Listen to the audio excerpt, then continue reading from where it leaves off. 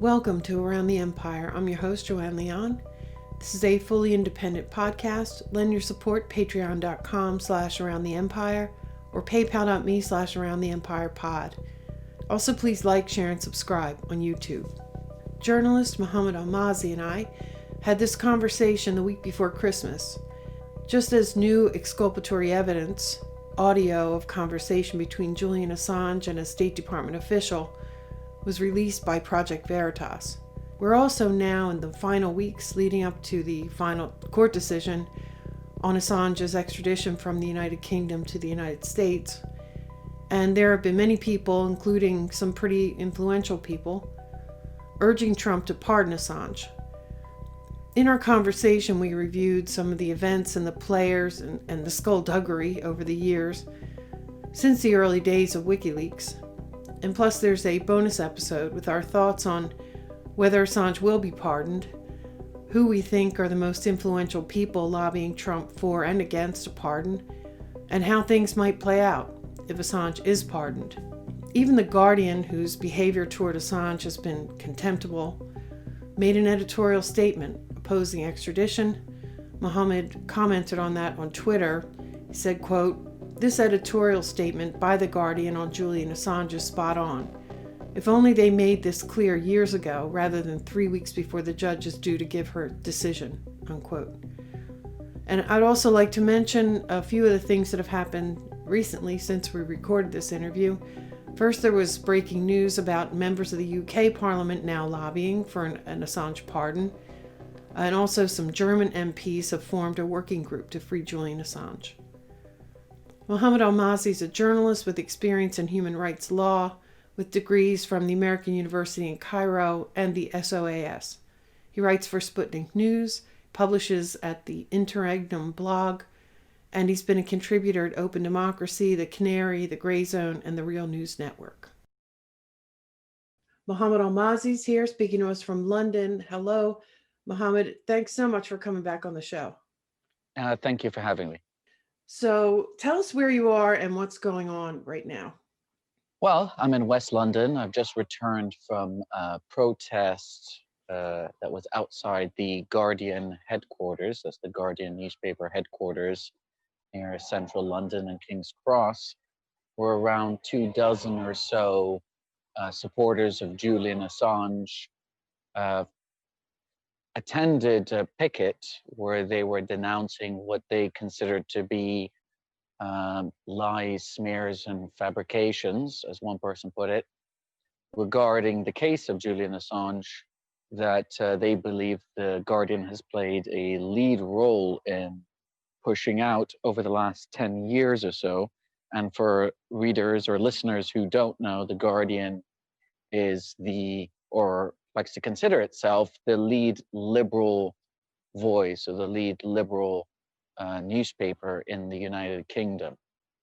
It doesn't quite have the level of gravitas that the New York Times has, but it's in that vein, as it were, although it does publish more left-wing articles than the New York Times does. So it gives voice to them. Overall, it is a liberal paper rather than a left-wing one. And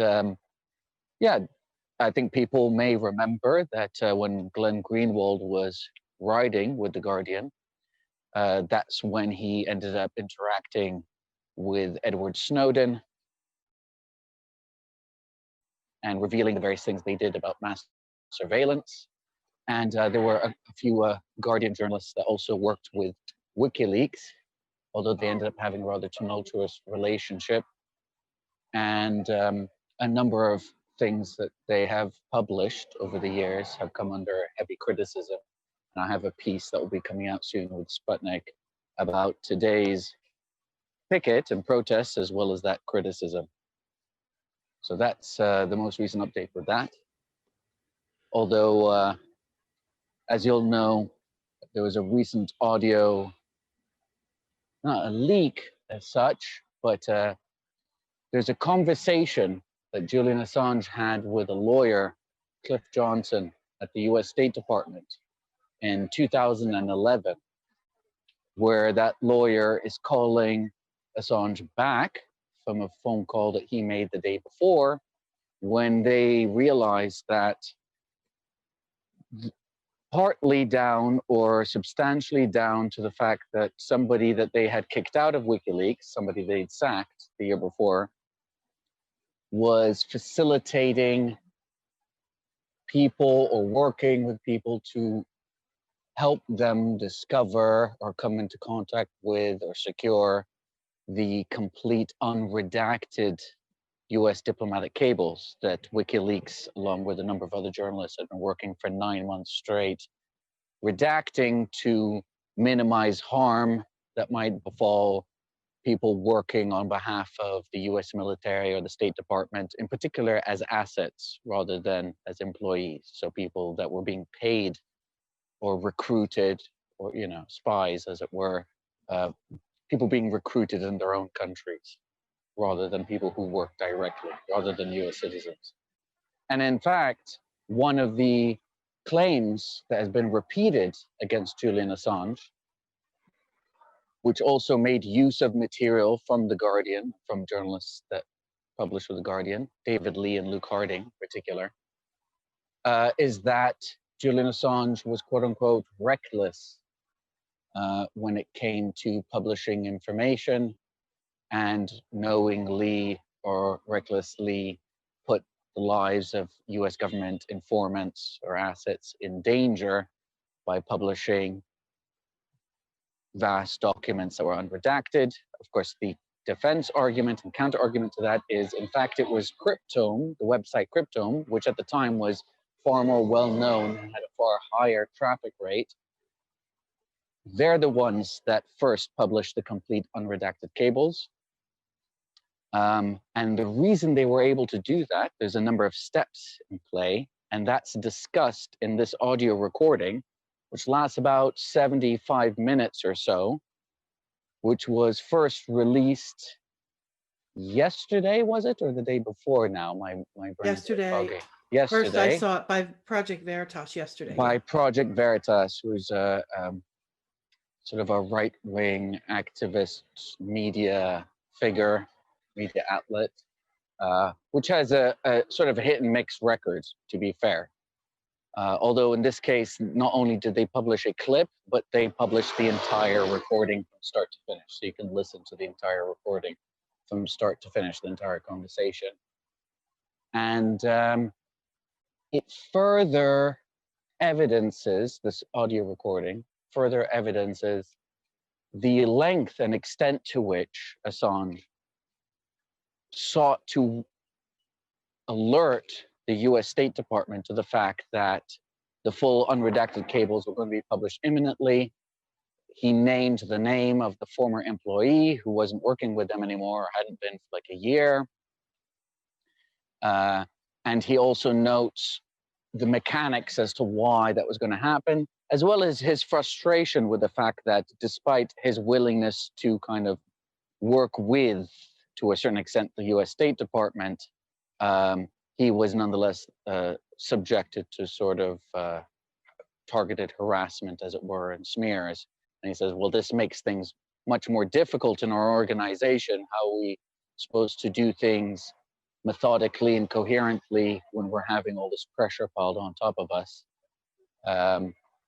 And Cliff Johnson sort of listens patiently, and he does say at one point, you know, thank you very much for your help. We appreciate what it is that you're trying to do. That's not a verbatim quote. People can go to my article that's pinned on my Twitter thread, Elmaazi, and then the various links are there, and I quote parts of the conversation.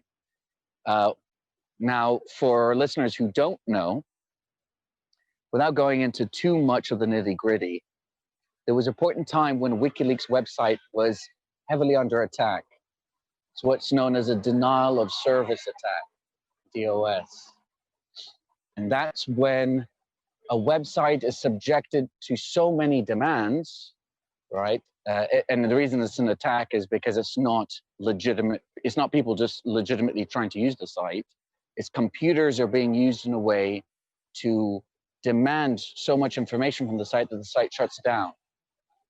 And people were copying parts of the site to save it, as it were, just in case it went was completely lost. And in fact, WikiLeaks put out a statement of as to how this could be done. Parts should be copied and which parts to be avoided. Now, when that was done, not people following WikiLeaks instructions, but people just doing it on their own, because anyone can mirror a site. That's what's known as mirroring. And it's not necessarily the entire website that they're mirroring, but it's parts of it. The full unredacted US diplomatic cables, which had been leaked to Julian Assange by Chelsea Manning, then Bradley Manning, when she was working in the US military, the whistleblower, those were there on the site. So they had been copied, but they were encrypted. And it was encrypted with a very long key, right? So it could take, if you're going to break it with so-called brute force, it would take, you know, sophisticated computers years and years to do that, right?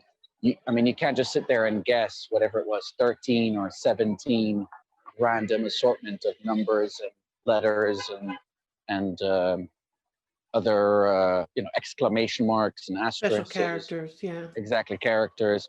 That's the whole point. It's just completely, it's just a very long like key or password. I don't want to say password exactly. It's not a word. So, okay, fine. It was copied when that had happened, but it was useless, right? I mean, even with people with supercomputers, right? Like that's the level of the encryption, right? Even people with supercomputers would find it exceedingly difficult, right? Because you're just guessing variations. You can guess, you know, millions, right? Now, yeah, more here's than the millions, problem. Right. Right, yeah. So now, and in fact, I may have underestimated the number of years in my article. I just had a throwaway line. It would take, I don't know if I said a few or several years. Because yeah, sure. We get what you mean. Yeah, it could well take more than that, right? So, okay, fine, it's out there, but it's fine. Now, here's the problem. Most people didn't even know even those encrypted files are out there, but even for the few who might have, and I think one of them was this former employee, right? Happened to be aware of this. Maybe he's the one who even copied it, right? But like I said, without the key, it's useless. Now, Luke Harding and David Lee, two journalists with the Guardian newspaper, published a book about WikiLeaks and their time working with WikiLeaks.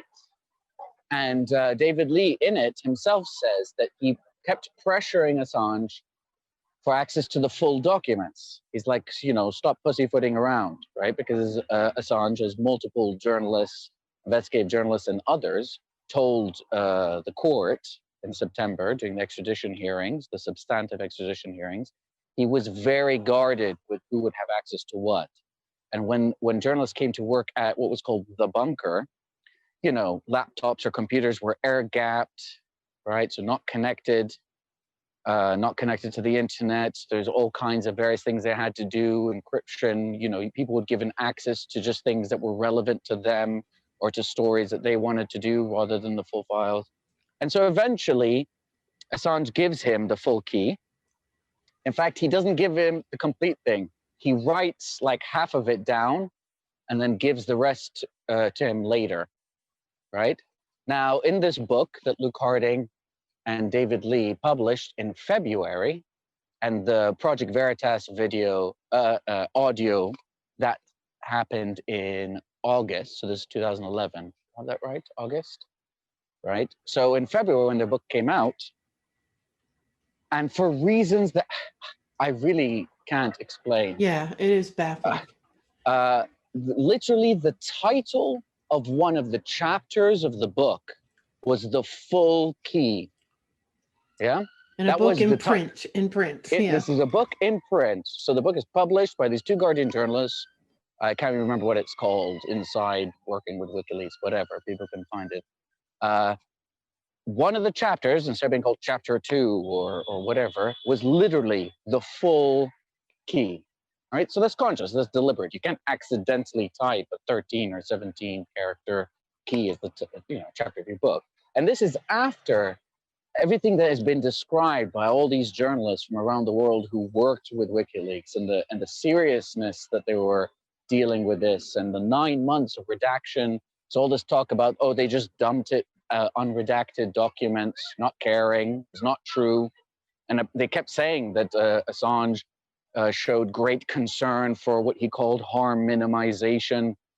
So as even Professor Trevor Tim, who's the co-founder and director of the Freedom of the Press Foundation, as he told the Old Bailey in September, that even if WikiLeaks had published the unredacted documents, potentially exposing the names of US government assets first, before anybody else, quote, no court has ever said that the publication of names in this manner would be illegal, end quote.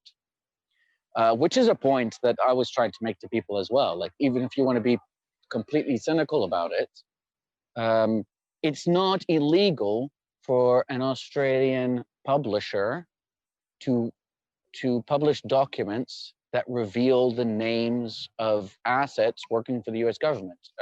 He's not a US citizen. He's never taken an oath of allegiance to the US government. It's not his obligation any more than it's mine to maintain US government secrets.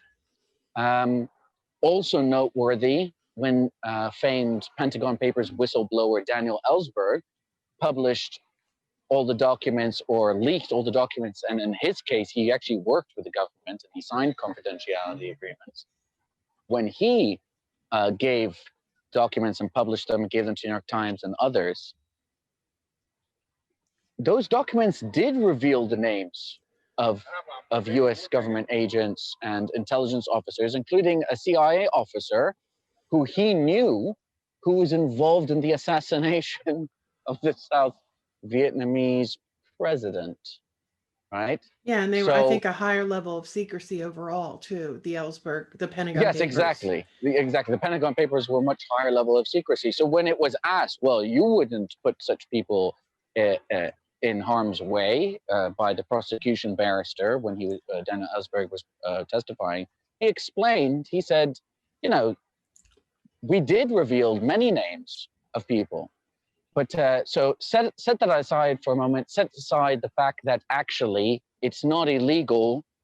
There is no like international law that requires human beings around the world to protect the identity of people working for the CIA or working for the US military, or people as an assets. I mean, or even people directly working for the CIA, even people who are like salaried employees with pensions, right? Not only is that not the case, but Julian Assange did go to great lengths to work with people and develop even software. There was other people who actually designed the software so that they could put in certain things and then that would redact names. Yeah, and now, like, to be clear, too, just for people who may not have followed all this closely, and we have back since 2011, but the reason why so much focus is put on this is because this is a big part of the case against Assange for extradition, right? They're still making these claims, and it has always been a point that U.S. officials bring up, you know, about how he endangered people. That's why there's so much focus on this one case, this one part of the case. I'm just going to interject that real quick. Yes. Oh, by the way, my piece has just gone up. I can see at 5:39. Okay, so 10 minutes ago. Okay, good. Well, I'll make sure I link that in the show notes for everybody too.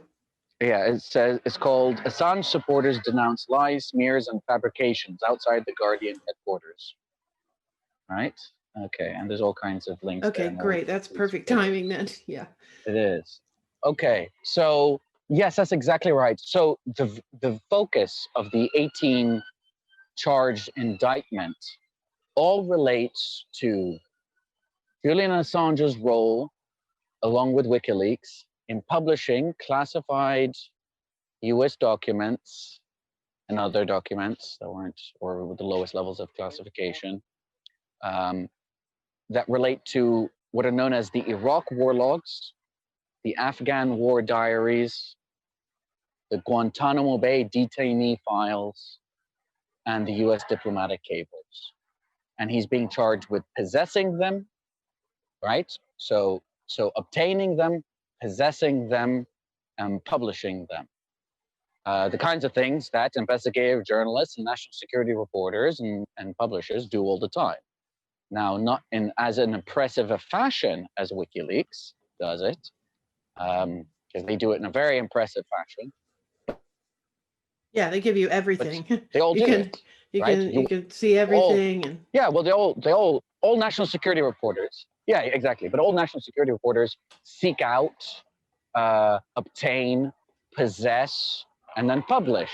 Right? All the time. All the time. Establishment journalists do it. People at the Washington Post do it. And in fact, we had multiple award-winning journalists, including people who were professors but had worked with the Washington Post or worked with establishment outlets.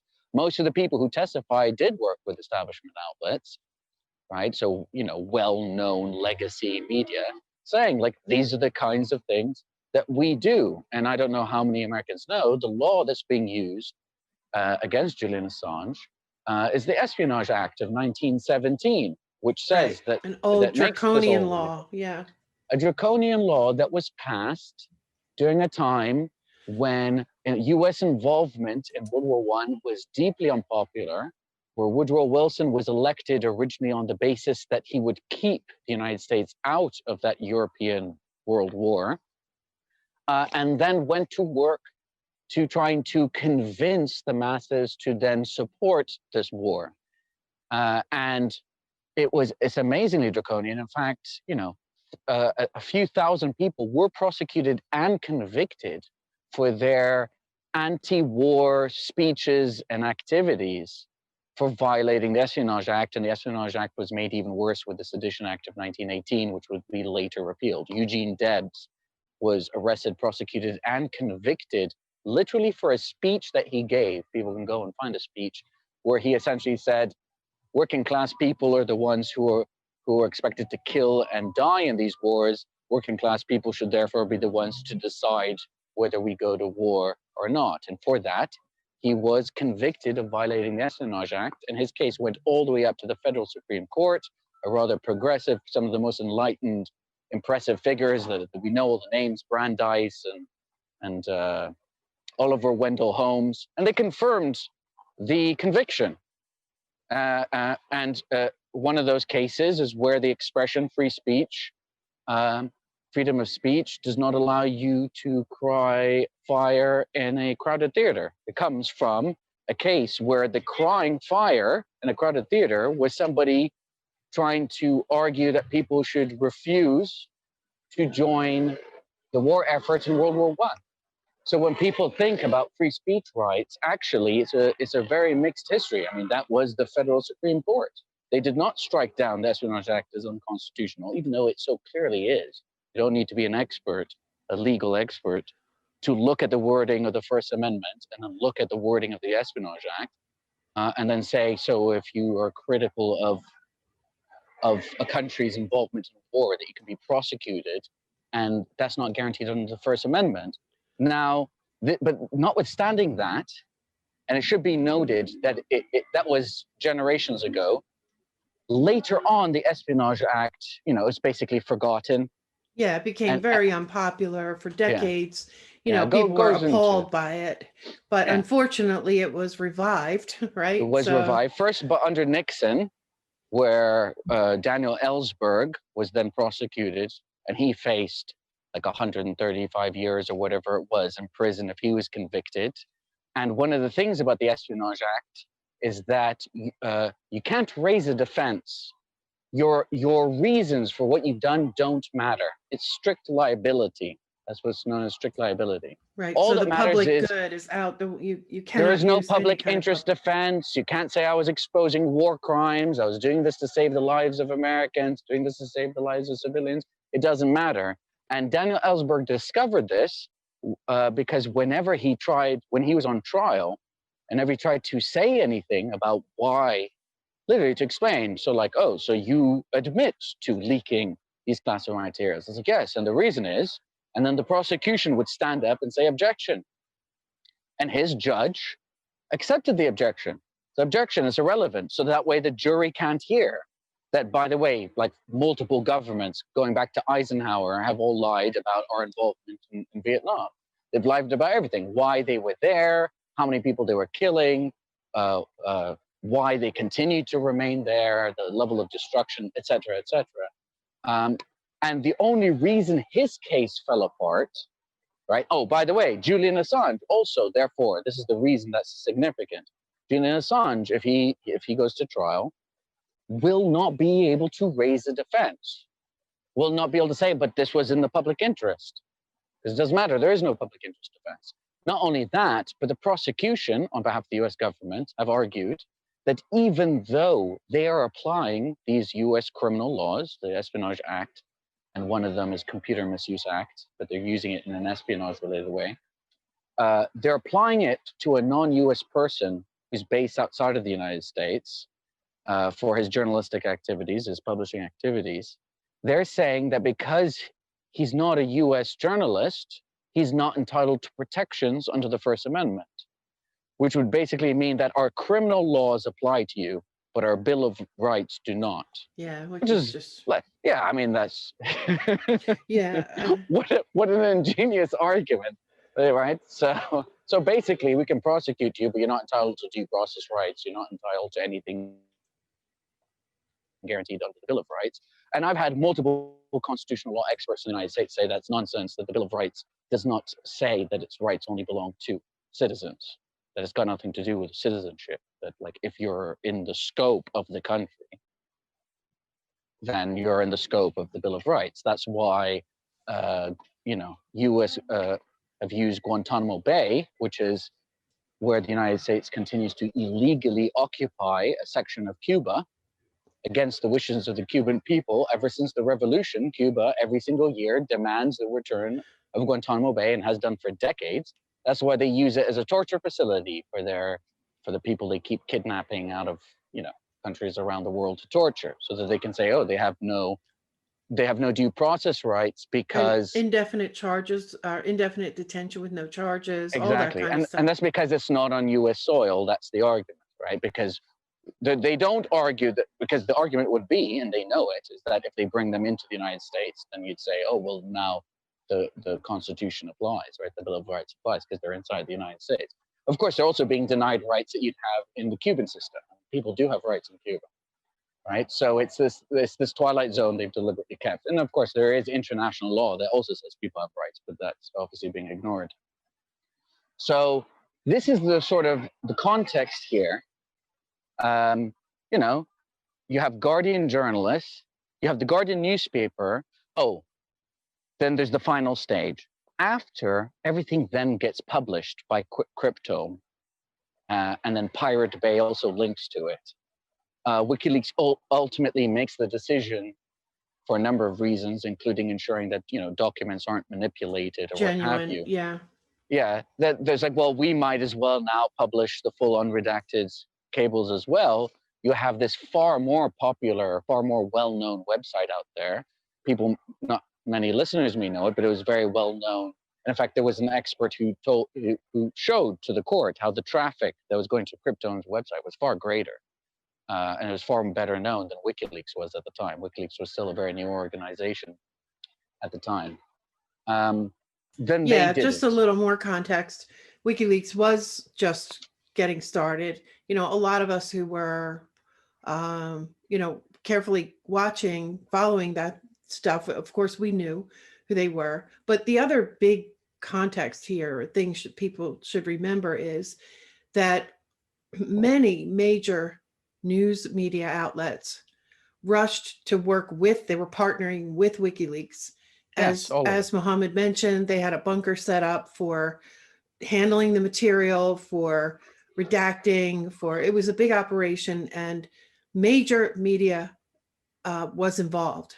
So Julian was still, they still demeaned him and things like that, but nothing to the extent like now where he's being called a non-state intelligence, hostile intelligence agency. It wasn't like that at all. He I was, keep seeing Americans call him a traitor, which I really don't get because he's not American, yeah, I mean, right? everything's so twisted. You can't betray a country you're not a citizen of.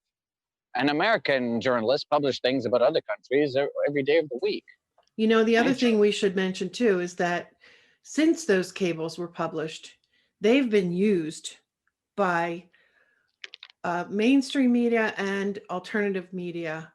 And human rights I would even say activists, every day people are still Mhm. using that for research, for legal documentation, cases, for legal sources, cases, legal human, cases.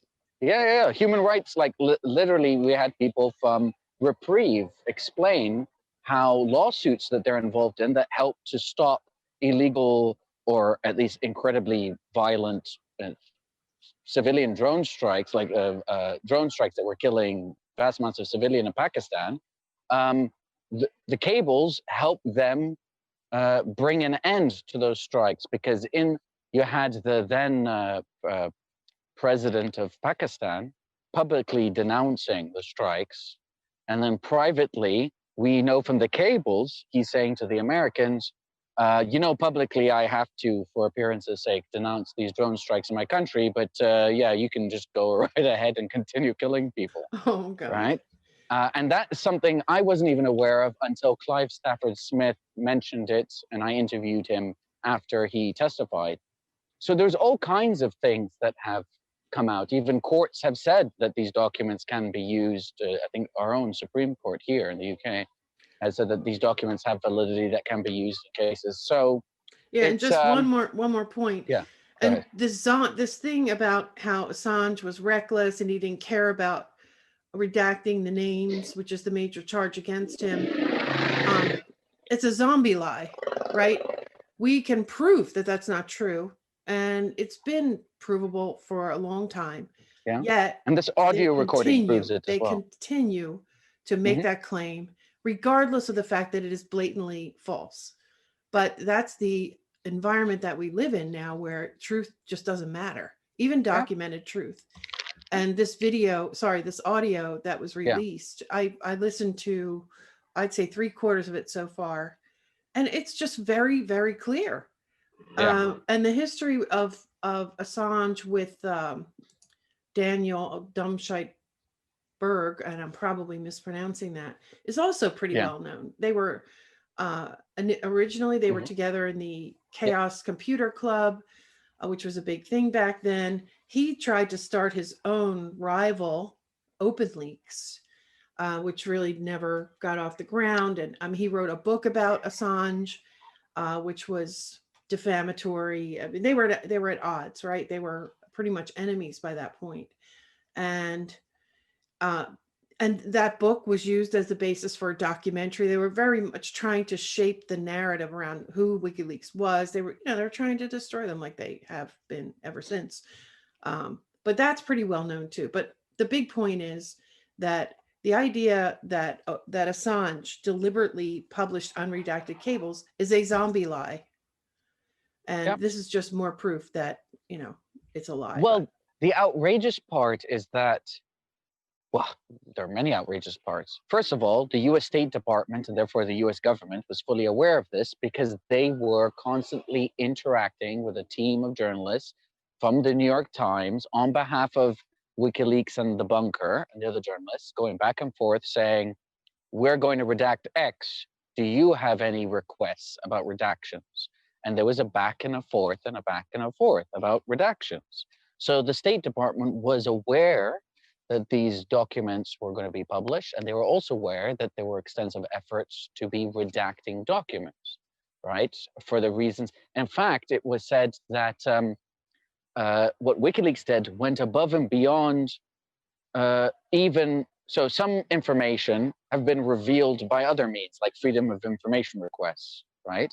And some information that was not redacted in these freedom of information requests were redacted in the WikiLeaks version because of how it was done. So they said they went even above and beyond even what their own governments did in terms of when certain documents were published. But that also means that all these newspapers and newspaper editors also knew about the redaction. So whenever they publish an allegation about WikiLeaks dumping documents without concern for assets, or without concern for the harm that it may cause, they're fully aware of the fact that at least a couple of their journalists were working intensively with WikiLeaks to redact documents. And we heard journalists say that they were getting frustrated because they wanted to hurry up and write their stories, which I can appreciate being a journalist. But the whole process was moving so slowly. And when asked why was the process moving so slowly, and they're like, well, basically Assange was focused on the whole harm minimization issue. What Assange referred to as harm minimization. How can we minimize harm while maximizing transparency in publishing these documents? So the other interesting thing is, after WikiLeaks ended up publishing the unredacted cables, because they had already been published by this point by Cryptome and then linked to by other sites, and he already had the phone calls and the conversations with the State Department. And he explained, he said, there are things that you can do. He said, I've tried to basically stop, he tried to stop this guy, the former employee we referred to, Daniel, who was in Germany, and also tried to stop this well-known German paper from publishing the fact that the encryption key existed in the public domain because of these two Guardian journalists. And he was told by German lawyers, look, you don't have standing to even try to do this because these documents don't belong to you, right? They belong to the US government. So he told this to the guy in the State Department. He's like, you're going to have to, he's like, there are things that can be done potentially to A, prevent the full unredacted cables from being published. Because he said there's a few of these copies out there of the full encrypted, right? The encrypted unredacted documents, but that can't be accessed without the key. And he says, you can take those, you can find a way to take those down. And Cliff Johnson is heard saying, can you help us point these out for us? And he says, I can put you in touch with somebody who can help you, right? And then there's the other thing, which is you could try to file a legal motion in Germany as well. Now, that legal motion might ultimately fail, but it could well buy time. And then the third part of it is, well, you can still work. He's like, I assume you've already contacted, because you knew that we're going to be publishing documents, you've already contacted whoever it is that you needed to contact, but just in case, you can still reach out to people that you think might be in harm's way. Right, to tell them, like the people who are in danger, tell them get out of the country, put them under protection, all the things. Pull them out of the country. I mean, these are your assets, right? Pull them out of the country. And they were on notice. Bear in mind, remember, the State Department was aware for 9 months that documents were going to be coming out, right? Yeah, this is happening after 9 months of redaction and working with various journalists to redact the documents, et cetera, et cetera. This is after. And of course, WikiLeaks didn't want this to happen. Otherwise, what's the whole point of spending 9 months trying to redact documents if in the end they're just going to get out? So after WikiLeaks ended up publishing, The Guardian published this letter, and that's the Guardian editors, right? Along with a bunch of other collaborating papers, basically blasting WikiLeaks, right? So the Guardian there is covering its ass because it's their journalists who publish the full key, encryption key to begin with, as the title of a chapter in the book. Like, you couldn't make that stuff up. If this was a movie and you did that, people would be like, no, that's just too sloppy. It's unrealistic. You know what I mean? Why would somebody do it? They still don't want to talk about it in interviews. I've seen them sort of asked about it, and they won't talk about it. No, of course not, because it's outrageous. It's like, it makes no sense. I would never just publish a key to something that could still be used if I knew it was important to, like, you know, so I'm just going to leave the house keys to my house or the password to my email address and just publish it. It makes no sense. And that was early on. This was in February of 2011. Exactly. This is February. So they knew that the only reason this was able to get out in the first place, and they knew that WikiLeaks was not first to publish, that WikiLeaks ultimately did what it did because it was already out there. And then this is also one way to guarantee that the documents are all legit because other people start publishing them and they can potentially manipulate the information. So it's like, well, here you go. Here's the, I mean, that's it. It was already out there. It was out there on a far more well-known, more popular site. And also significantly, by the way, nobody in Cryptome has been prosecuted. They're based in the US. I was going to ask you that. Yeah. Yeah. So only Julian Assange currently is facing charges, right? Not the website who published first the unredacted cables. Nobody else has gotten in trouble for it, right? Nope. Well, Chelsea Manning for leaking. Okay, right. Right, but no publishers. Right, so that's important for people to understand. Right, is that the State Department knew that Julian Assange and WikiLeaks were working hard on redacting. They were given advance notice that they were going to be published unredacted, not because of WikiLeaks, because Julian Assange and Sarah Harrison literally called up the US State Department, and these audio recordings prove it. And then, of course, The Guardian, like I said, played its part by, I think, if you ask me, this is my opinion now, covered its ass when it published that scathing letter condemning WikiLeaks, ignoring the role that their own people played in the event. So basically trying to show that, like, whoa, we're good boys. We're not like them. Even though their journalists continue to, I mean, Luke Harding continued to be considered an expert, you know, on Russia, which is hilarious. Anybody who wants to know who Luke Harding is. Yeah, massive. And people can go and type in, where's the collusion? Aaron Mate interview with Luke Harding.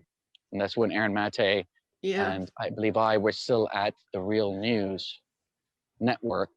And it's a great interview where Luke Harding's book called Collusion is about how Donald Trump is being cultivated as an asset by Vladimir Putin going back to the 80s. And Aaron Mate is like, okay, so where's the proof? And that's basically, I don't know, 20-minute interview of him asking, okay, so what proof do you have? And so that's Luke Harding. People should. It ends at the hissy fit with Luke Harding just disconnects. dropping Yeah, out it's of hilarious. it. Yeah.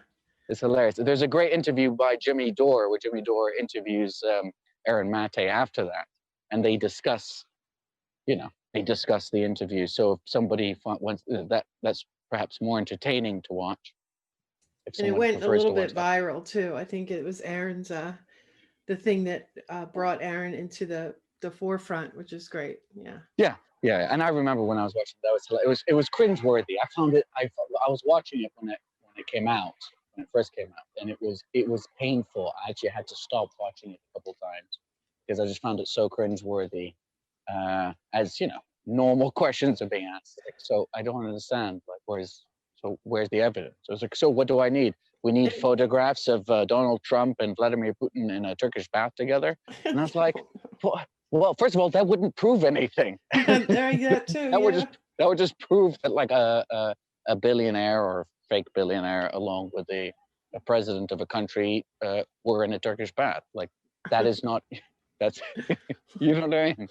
Right. Like there are pictures of Bill Clinton. What is it? Fishing with Vladimir Putin, and actually, I think H.W. Bush as well. Right. So because they need each other. It's not surprising, you know, powerful people of powerful countries. It's their job to meet each other. It's their job. Yeah, exactly. Yeah. And actually, you know, at best, it can also help prevent war.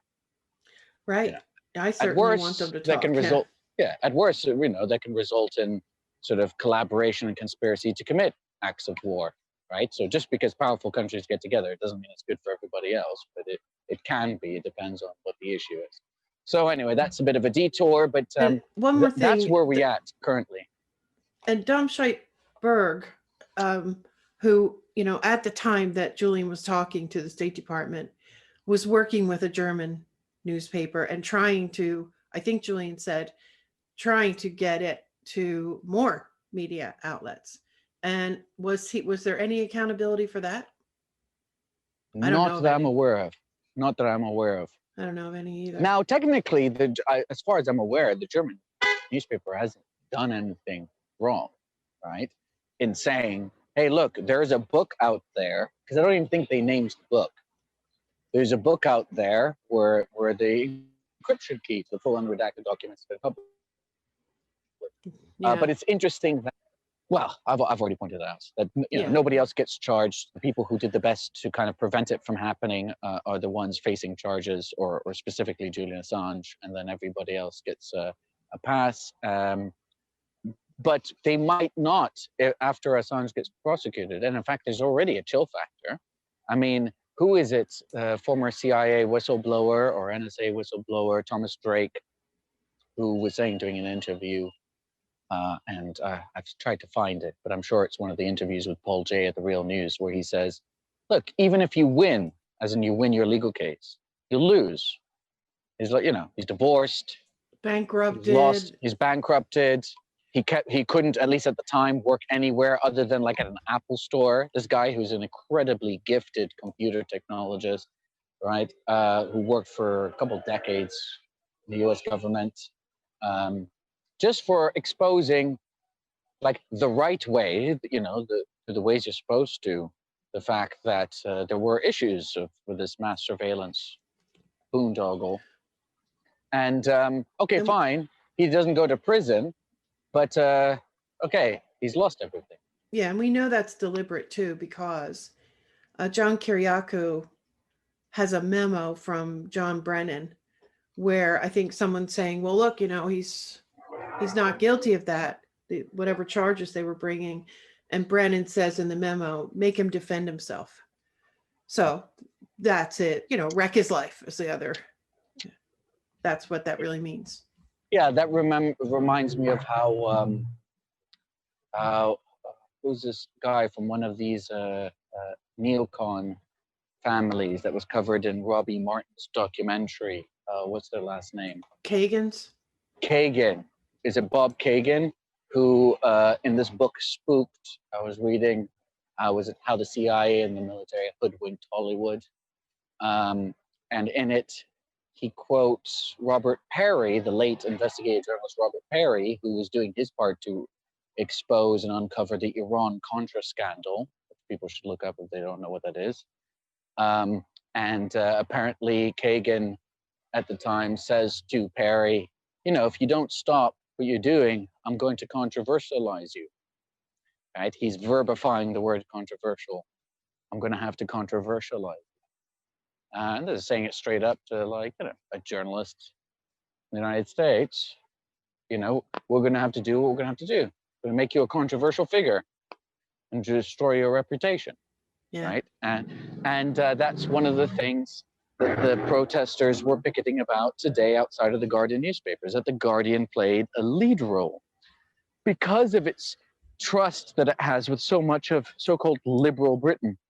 If it was the Daily Mail, which is a reactionary outlet, which has a huge audience, by the way, unfortunately, a reactionary paper that was once owned by a fascist who supported Adolf Hitler and Benedetto Mussolini of Italy. If you have these sorts of smears published in the Daily Mail, okay, it will have an effect because it's got a wide audience, but it wouldn't necessarily have the credibility, yeah, effect on the wider population. Right. Oh, I lost you again. Genuinely left-wing individuals, and it has that legacy. So yeah, so if it was, but because these smears and just like straight up falsehoods and omissions, right, deception through omission, has been published by The Guardian, as well as plenty of other papers. But because the Guardian, people shouldn't just think this is about The Guardian. Every single major news outlet has, to a greater or lesser extent, either by failing to cover all manner of aspects of Julian Assange's case, or just publishing things that are, even at the time, were verifiably sort of either questionable or just flat out false. And one of the examples of this was an article written by none other than Luke Harding and published in The Guardian. That article, published by Luke Harding, alleged that Trump's campaign manager, Paul Manafort, had visited Julian Assange while he was at the embassy.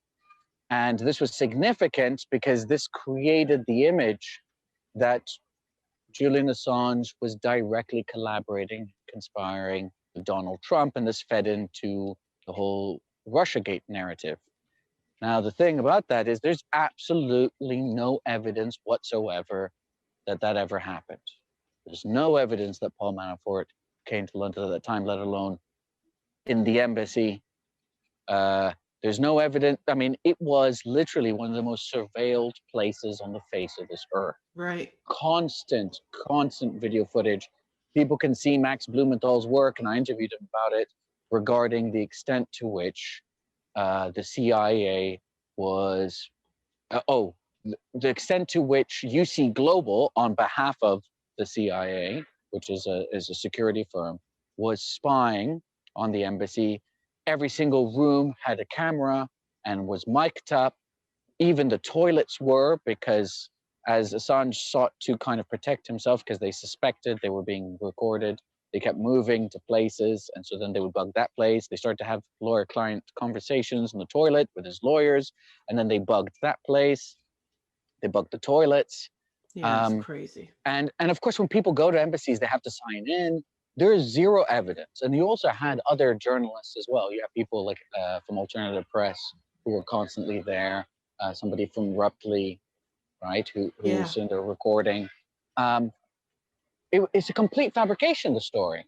And I remember even reading in one American news outlet, I'm trying to recall which one it was, where somebody who said that they were a CIA officer and they were writing on a nom de plume, right? They were writing as anonymous. They were not writing under their actual name. They alleged that actually this article, the information that Luke Harding gave, this is clearly Russian propaganda that was fed to Luke Harding to make him look bad because it wasn't true. And I remember thinking, what publisher is publishing this nonsense? Like, I'm not saying that such things don't happen. I'm saying you're basically taking the responsibility away from somebody who just published something without actually investigating it, because that's a major claim. He didn't reach out to Julian Assange, right? He didn't actually reach out to see, because this is the kind of thing that could be verified, right? Like, given the level of audio and video recording of the embassy, there's no evidence of the visit. It didn't happen, right? And that article remains on the website uncorrected, without any kind of questions raised about it.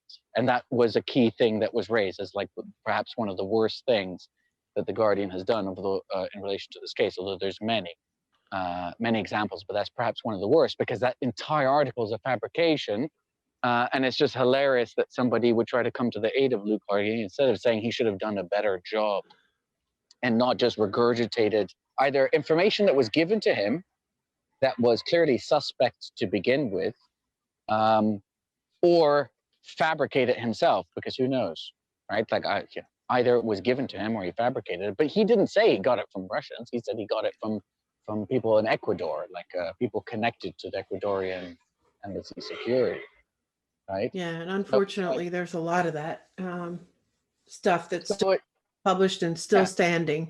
Provably. And this guy remains a Russia expert for the Guardian. Luke Harding. Like, literally, like this is a joke, right? So this is not, so you can't say after all these years that this is a newspaper that takes that coverage seriously, because if they did, they'd get somebody who is a Russia expert, who, if they want, somebody who can be critical of the Russian state, but who perhaps just lived there. I mean, it's the Guardian. Tell me that they can't find anybody who speaks also Russian, who's lived in Russia, and who has but anyway, that's obviously, it's nonsense. Well, let's bring it forward to today. We have this Project Veritas release. It's those, I think, always get a lot of attention. So we'll bring it forward to today, the audio that was released, which I don't think anyone has said is not genuine. I listened to a lot of it. It sounds genuine.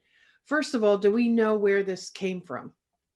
No, we don't. Although, without wanting to speculate too much, it does sound like it's recorded from Julian Assange's side of things, doesn't it? In the room. Yeah, because you can hear Sarah Harrison whispering and things. Yeah. Well, first of all, you hear them speaking to each other before Cliff Johnson calls. Yeah. Right? So he calls them while they're chatting, while he's speaking to Sarah Harrison. And also, you can hear Cliff Johnson via a telephone, like via the speaker of a phone, and Assange comes out much clearer. Yeah. So Yeah, I that's as agree. far as I can go. Although, because he was so heavily surveilled, it's always possible that there was a bug in the room. So, that is possible. But it does seem like it came from the Assange side of the spectrum. Um, and the context for that is that there is, it looks like Trump's only going to be in office for another month till January 20th. And there are a number of parties, diverse parties, as far as I can tell, lobbying for a pardon for Julian Assange and others, but for Yes. Julian Assange. We Yes. also, the other context is that Mohammed's been covering the extradition hearings, and there's another one coming up in early January, right? Well, it's the decision day. The So 4th of that's January is when Judge Vanessa Breitzer will give her decision. That's when she set the date to give her decision to say whether or not and why Julian Assange should either be extradited or not extradited. So it'll be a very interesting day indeed. right. So there's a lot going to happen in the upcoming just few weeks. But given that today is December 17th, it's, time, the clock is ticking. Now, this audio, is there anything particularly, well, I found it just very good because I could hear the full context of, and you could, because the State Department person, he even kind of questions Julian Assange's motives, and Assange is pretty frank with him. He's saying, look, not only do I want to, do the harm reduction, but it's bad for WikiLeaks' reputation to be accused of such things, of being unprofessional and so on. So he admits the motivations from the WikiLeaks side as well, and Yes. he goes into great detail about everything he knows about what's going on. Well, it seems like everything he knows of what's going on, and even offers assistance, as Mohammed mentions. So I think I want to roll into a bonus question now, if it's okay with you. Go ahead. So my question is, and there's a little opinion in this for your side of it. Do you think that Assange will be pardoned? As far as you know, who are the most influential people, like with respect to having influence with Trump? Who are the most influential people lobbying for a pardon right now, and what are their motivations? And then part two, if you like, you don't have to do this. You could speculate on how you think things will move forward if Assange is pardoned. The answer to the bonus question is in a bonus segment for patrons. You can get access to these bonus segments, there's one for almost every interview, by subscribing at Patreon. Plus, you get access to other patrons-only episodes, access to our Discord channel where we talk among ourselves. And that's my tease, and I hope some of you will join us. And now I'll continue with the interview wrap-up. Thank you so much for giving me so much of your time. I do appreciate that. I'm going to roll back into the public part of this interview, and if you would, any last thoughts, and please tell everybody how they can find your work, how they can support you. Okay, so no final thoughts. I think I've pretty much summarized everything, but people can find my work via, right now I publish heavily with Sputnik. My Twitter profile, Elmaazi, is where I tweet out my articles, and people can see the various sort of outlets that I've published with in my Twitter profile. So in the past, that was the Real News Network and the Gray Zone. I haven't done anything with them recently. The Canary, I still publish occasionally with, and I have my own blog where I republish pieces there that I've done elsewhere. And when I get off my butt and find the energy, I'll do this. There's a few original pieces for my own blog. It's called theinterregnum.net. The interregnum is a time period in Britain when it was a republic, briefly. But not just that, it's actually, I didn't choose it for that reason. I chose it because the interregnum is a period in between regimes, in between systems. So when a political order is dying, but a new order has yet to be born, and that's known as the interregnum, or an interregnum. So there you go, little history lesson. You feel that we're that's in an it. interregnum right now? Well, that's why I picked it. Yeah, You know, it's 2 o'clock in the morning. I wanted to create a website, and I was just like, I was looking at various books in my room. And I was like, no, that's taken. That website's taken. It really was like 2 or 3 in the morning, and I had just been paid.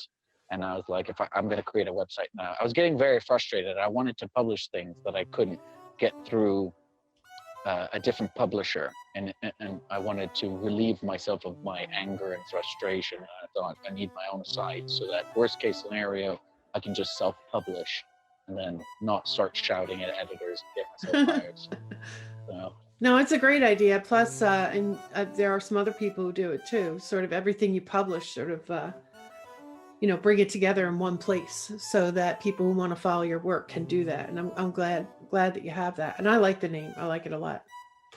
Cheers. Okay. All right. Well, thanks again. And we'll talk to you soon.